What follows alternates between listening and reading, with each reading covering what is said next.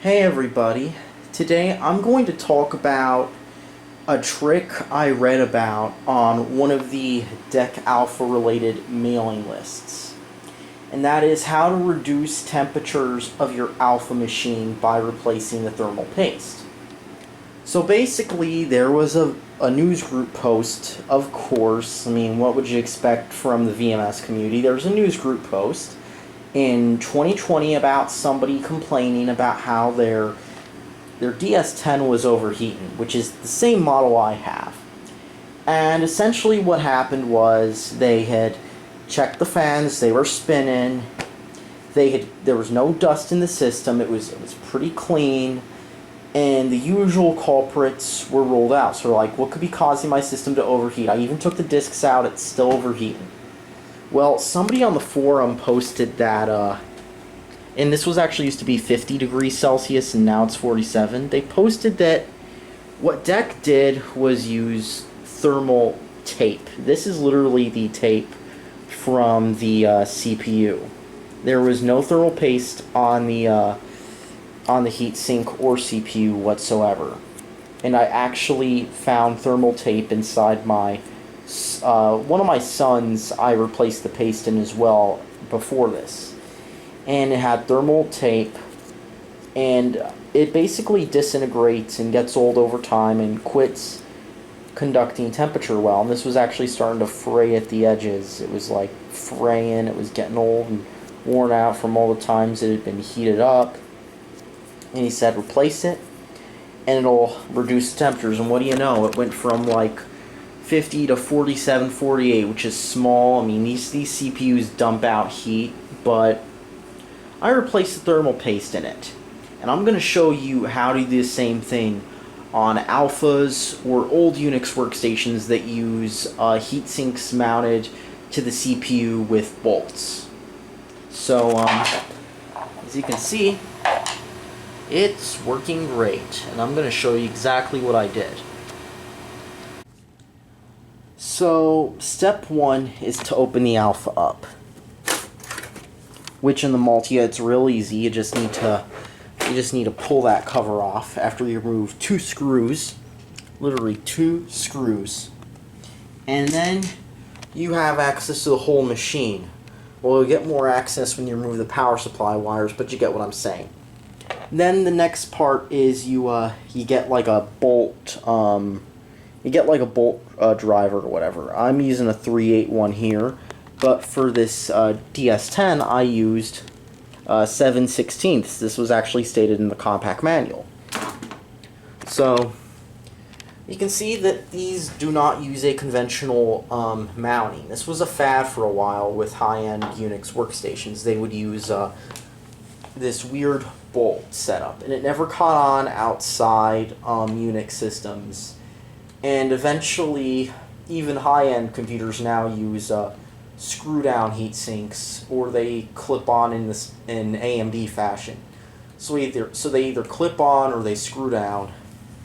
But here was a crazy 90s era method, which was they bolt on. So what you do is you turn it.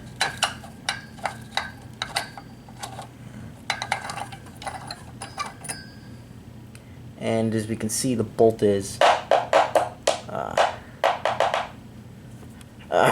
it's stuck in here. 1 second. Alright, I got that out. Let's take this out. And as you can see, this is old.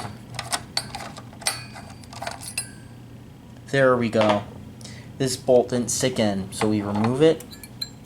And now we can see how this is held in. We've got our heatsink here, and we've got our CPU here.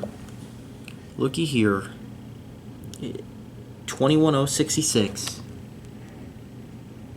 and it's got some garbage. Look at this, peels right off.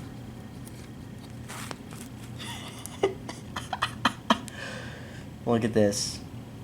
This is all that is keeping this and this connected. Wow. Next step, of course, is common sense. If you've ever worked on these computers, you get some rubbing alcohol, 91%, and then you take like a coffee filter or a paper towel, and we're going to wipe this down, both the heatsink and the CPU. And you do it just like you would any other system. You wipe that down.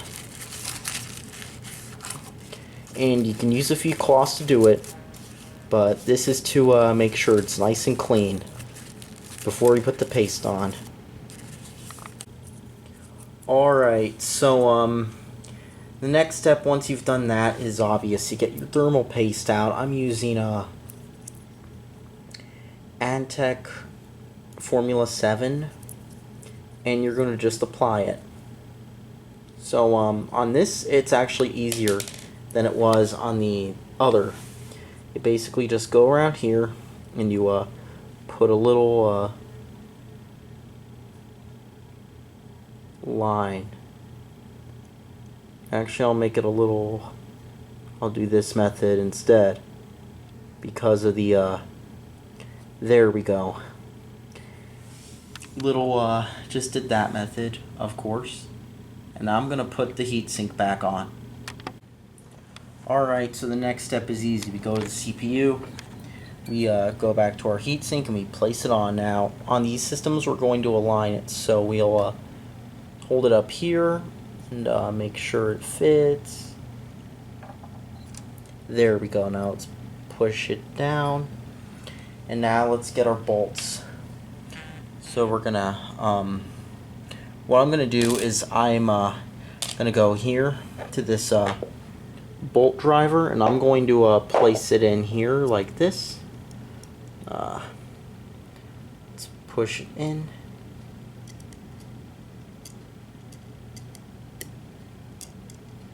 Let's get it in. Yeah, there we go. It fell. 1 second. We're gonna place it back in here, and now I'm gonna push it down in as far as it goes. And let's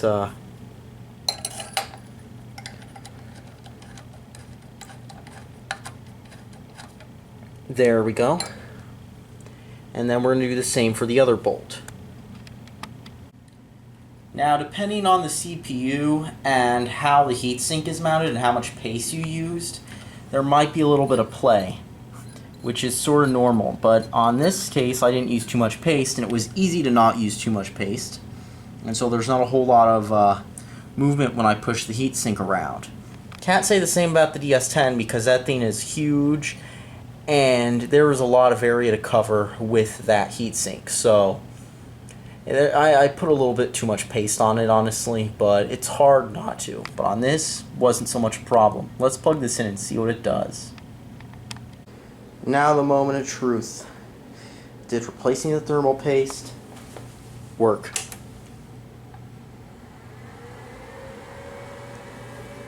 So that fan I cut the cable of, is running at a high speed, of course. And it's doing the initial post. It takes a few seconds for it to flash the LED.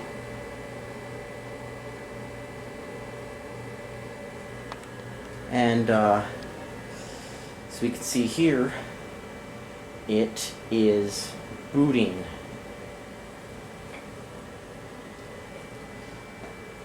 And it's doing its RAM test as usual. And that takes a while, but I bet if I leave it on for a while, it'll be running fine, just like you'd expect from Multia. So I've left this system on for a while, and it seems like it's running much cooler now. So anyhow, there you have it. This is how you reduce temperatures in your overheating DEC Alpha. You replace the thermal paste in it, and then next thing you know, bam, you're able to do cool stuff with your Alpha, like, I don't know, make it run cooler. So yeah, all that needs to be said, people, That's how you reduce temps. Thanks for watching and subscribe for more. Hey nerds, thanks for watching my video. Leave in the comments below which is more depressing.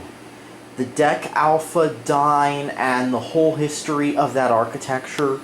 You know, getting bought up by Compaq, then HP, then being abandoned for Titanium. Or learning what happened to the people you talked to online in 2015.